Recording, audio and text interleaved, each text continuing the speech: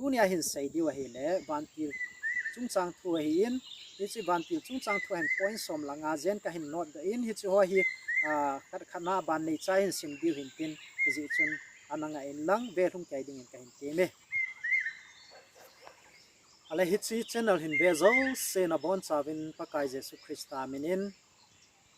kazana le kalimna salam ka te ve ale tunia hi chalai gamla hin komen hing hanga ka hi je in sung sanga gammang la hin video ki sim le hoi zon te ti lung ngai tu na ka hin nei je achu hi chalai mona hi ungding ka hi ale video in sim diu hi le mi tam tain lungboi na zong na nei mai theu chuti khur zong na khur kha mai theu khur zong na khur kha lo mai theu hi in hi zong la tunia sai diu chu vantil ho chung chang hi in echi do na phabem ho chu ti ha mi ti le vantil ho hi tabang hi ham chutin ta le vantil he apha phalo ham ana to ui ti hi a chutin ta le ama hin bu ne ovam hi ho le koi sondang tam ta ho don bu na bible ko na hin ti de hi zin ai thia le hi video hi athung kyan hin da ti wa like share subscribe hin bo ti de ben pakai minin kin na ka hin ne ale point khat na ding in vantil ho hi ipi vo so pui ham itya hi le sam za le li chang li na chui ba na hi le ama hoi spirit being ala thagawa hi be ki hi akimu thejin ama hi mu thailo wa jing hi be ki jong hi het thei hi ani na dinga vantil ho hin having a ne ve exodus bung som ni le nga chang som ni na chui ba na hi le happy to na chunga chun chirup te ni chun al ha te ni aza do in ati hen ja chu hi cha al ha te ni aza do ja chu vantil ho chun having a ne ye ti hi gil ta na ki hen hi point thum na ding in vantil ho hi avo so ava eng selen hi lu bung som ni la li chang thum to chang li kain sim de he chuin asunga agalu tu le pakai jesu long chu agamu ta po ve chuin a hi ti na hi chu chi ji a alung dam pe ta un vevin pun vela vel la la kisil mini akomowa ahung ding phane ati hen echi vai pakai jesu thana hi than ve a chi pe na va hen mini pun bong li sil avala vel sil mini ha omen hi chi te ni chu mi hi ma hi pu in vantil hi ti chu ki chi tan he ben hi ale ex bung khat chang som na jong chi va na hi le hi chi ba hi sei zui ho chun jesu christa van lama achi avat vat te ta wa chu mini hong a he na ama ni chu pun bong li sil akiti na hi ipg a chu ma ho chu van mi te ho elong khan le vantil ho chu bang li ho ham mi ka hele pathin to interaction anei jing ji over hi ama wa hi pathin lo pi na wa chun hi chi pa ji a chu ma hi wa wa hi ti pa chu ale ali na dinga hen vantil ho hi izat yo ham itya hele sim seng lo hi ve ama wa hi azat chana ki pu in hi jing jong le wana gala ki sa na chun hop thuma hop khat hi lucifer to hin sa tha ahung hi ta in ahin hop ni chu om na lain atama tamwang hi revelation bung na chang som la kha chu na hele ama ho chu sang som tam ta za sang som ati hi in 10,000 times 10,000 ati na hichu koine gri nga hin iwa na hi le hichi ama ho pa wa hin bible na ki sut na pa wa hin 10,000 te hi le nambola dinga atam pen hi ja chu atama tam ki saina sim seng lo sim zo lo ki saina adama na hi ale point nga na chun vantil ho hi mi him mel puin om theve hi ne sai de hi vantil ho hi mi him mel pun om theve genesis bung som la ko chang kha chani chi wa na hi le lord in a chun maljin ni hongin hi chi maljin te ni chu mi him ta sapu a hi na mani chu mi him a hi po in vantil a hi hone ti chu athu sim ni pe na hi ale hebrew bung som la thum chang ni na jong hen hi ti na ki suna hi nang hon maljin phat boarding chu sumil hi helun izena mi ti le chuti bol akunin mi kim khanen hello helen vantil alhun sa on hi ja chu margin phat boarding hi su mil lo den ti ha mi ti le hello ka jong hi margin stranger ti chu her kha lo mi khol gam mi ang ru na le ilhun sa hi le abong kim khat chun ti cho chun vantil ho jong na ki thun kha sa the hi mi him lima vantil thei hi ti chu bible a imo the ve hi ale abana point gum na hin ana veo hitin vantil gilo zong au me vantil hi apha tam ta men agilo zong amen hi hi chi vantil gilo ho chu satan iti ho cha hi revelation bung som lani chang sa gya pa chang ku chui ba na hi le dragon le asok tol le ho chung chang thu akin mo na hi ama ho chu wana ko na hong ki kai na dan ho thu chu a hi en hi ji chun dikelin hin sai ta ponge a point sa gi na hin ba diu cha hi le vantil ho hi mi him te sanga thanei zo bo thei zo ha zo hi ve hebrew bung ni chang sa gi na chun nangin vantil ho sanga them cha neo zon na koin ati hen vantil ho hi thanei zo ha zo hi ve ti cho bible ki chin tani mo the ve na hi a point gin na hen e beng tu vantil au me na hi ji chu guardian angels ti e ma e guide tu vantil au me na hi daniel bung gup chang som ni la ni na iga va the cho hi le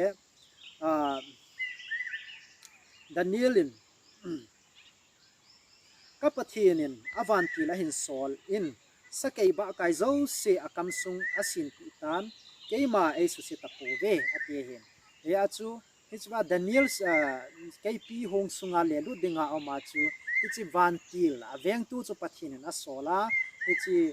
hichi vantil aveng tu chun sakei ba kai kam ho cha si na hi tunia satanen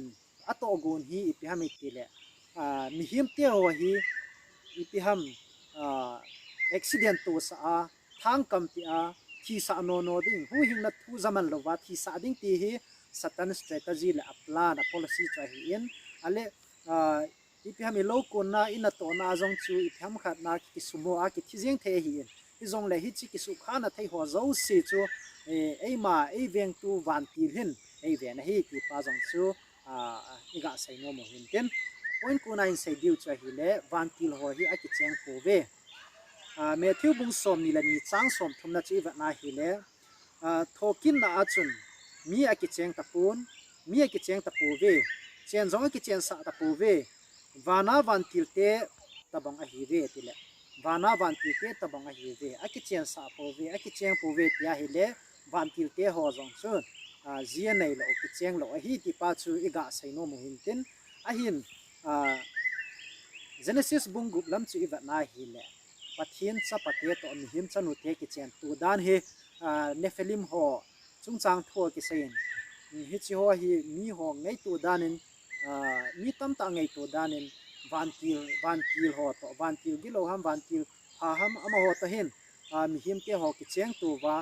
leisi na mi him chanu te ho hung ki chen ti wa hi chu wa a chi u chun million ta zayan ti ho nephilim ti ho chung ting do danin aki sei na hi zong le hi chi hi clear time het hena di wa chu nephilim chung chang hi video chu mai ni sai de hin tin ananga jing ding time ti me na hi ale a point som na chi sai diu chu pakai je so hung tin le vantil zo si to hung than ding a hi ipji a hung tin le vantil zo si to chun hung than ding ha mi ta le Matthew bung som ni la nga chang som thum la khat na chun mi him cha pa vantil te zo si to a hung tin le ama lo pi na lal to na to ding a hi atin Matthew bung som ni la li chang som thum la khat na chun chule ama avantil te sum kon gin na sata to asol do ding chule aman van mang khat apa na van mang khat ge ya kolkim vela kuna ahan chum te alon khom ding a hi ati hen pakai jesu krista hen vantil te zo sia hin puiding ale hi chi vantil ho cha hin mo pui he po hen ama thon pi ding le ama sol cha le dinga van noi le si kolkim vela hu hin chang ho zo si jesu krista hong ni la cha amo cha hin lon khom dio amun tina a hin don khom wa a hin chom khom dio hi chi chu a hi e ale abana hin point som la khat na he anaveu hitin vantil aki ho ngai pui vantil hi masang bible new testament khang lai zo vantil hi ho ana omen a hin la vantil hi aki ho ngai pu na hi revelation bung som ni lagi chang gi chang kwa chu zon the revelator in zong vantil so bo ko ma hi le vantil chun a hi pui ke zong na so chan pi ka hi bo ve ke zong pathina ku na so chan khom pi ka hi bo ve nei bo ku hin nei ho hin chi bei nei bu hin pa pathin zo chi bei bu in ya sei hi a hin la Colosia bung ni chang som la ge chi va na hi le vantil zong vantil zong an ho dan wa hin vantil ho zong an min vantil koma tau zong an mo na hi a hin la vantil koma hi itau wa phat theina phat thei bu na chu chan diu he pu in itau na diu chu mi him to pathin pa pathin ki ka palai ineu chu Jesus Christa hi in 1 Timothy bunga chani na chu Jesus bo chu I hodinga ipalayu mediator atina he je achu Jesus bo chu chi bei bo a holding he vantil ho chu holding amo chu chi bei bo ding he poi ale point som la ni na hin sei diu chu hi le vantil ho hi thase thei ki pa thei a hi ve amo emotion ane ke na hi lu bu som langa chang som na chi va na hi le vantil te ho anga hin ni chon si kha lungan hei te nga hi le ni khat bop tai song chana pakai Jesus Christa de hin khoen ti nga hi le vantil te ho zong hi ke pa thanu mo hi ti pa chu bible a ko ni mo ve abana point som la li na dinga hin vantil hon bol mo kidang a bol thei ve ti hi ne sai dio he vantil ho hin miracles perform thei ve ti pa chu bible la hi iwa na hi le vantil na to na hi so seven it's when ex bung som la ni chang gu chang sagi na hi iwa na hi le peter hi song kula hin a hi no ven amai tha ding aw mai tan a hin la hobu mi pi te hon ataw pi zalun vantil khan he hongin pakai vantil khan hongin ama chu ai mu te na hong ham ha in ichi thi chi na ki hen chu vantil chun a tham kha na hi ichi chu vantil na kidang ato chu hi in chuting tale get pam langa zong get zong ki hong lovin apui do the na hi ale revelation bu som la gup chang som la li na hin itin zong ki sei na hi vantil phalo ho zong hin miracles ti chu bol mo kidang abo the da no thu ki je na hi ichi ho chu thil hol hagaw a hi vin melchi na kidang dang va sa hi ve atin bol mo kidang melchi na kidang dang va sa ho chu hi chu ho chu thil hagaw vantil gilo iti ho leisi na satan iti ho chu a hi na hi te ka na banga mi hung kil hem ji ho na mi thi tin la hung kil hem ji ho elam khan le hi chu ba mai bi mai ba hon thil kidang a bol ho magic a za zan ho zo se elam khan le thagaw mi thi sa kha to ki ho thei ti ho zong zo se zong hi satan na to na ko na hi en chu ting ta le mi damsa mi dam sa ho zong hi taw dam ti ho zong hi tam ta pathina ko nomin satana kun zong a point som langa na adingin vantil te hon bu ane ovam vantil te hon bu ne ovam ti hi lung danum ta hi en hi chi question hi do zong na do kha lo mai thei hi en hi zong le thil ti dang ta kha cha hi en ale ama ho chi iti gil ki lo ba iti bu ni azi di ham ti chu lung dan na nei thei mo mo nga hi en hi zong le am ho chun ama ho chu e hon het pha lo hi tai hi zong le bible la ki sei dung zuya chu in va na hi le sam som sagi le ge chang som ni le li chang som ni la nga na chu ka hi sim ding wai tan na ngai en lang ai an ne ding ovin achung wa mana gozu bangin azu satan hiti chun van gam an chang chu ane ding vin a hin pe na he mi hemin vantil te buni chu ane vin pathinen ama hoding in nela cha thaling sen na petai ati hin ji achu Israel te ho Egypt gama ko na ahungwa gam dai gama ahungwa chu bu zong ti hon povin hi zong la pathinen vantil te ho in sola gozu bonga mana zu sahin hi chu bible in sam ina saina chu hi chu vantil te bu vantil te an ne in aneve van gam chang ti ya zong na tia chu ki sei hi ji chun hi chu hin se hi in punya hi chi video hin ve thung ke ho zo se na bon chau chunga ke pa thu ka sein na bon chawin pathinen pathaina bu han lang abana video hoi ta hung ke upload ding hi in hi ji chun nangin zong hi chi ho zo si chu na miss lo na ding in bell icon chum na en lang subscribe and ki bot te jin pi chu pakai mena avela ka hin na hi in kakipah na bon chawin pathin pathaina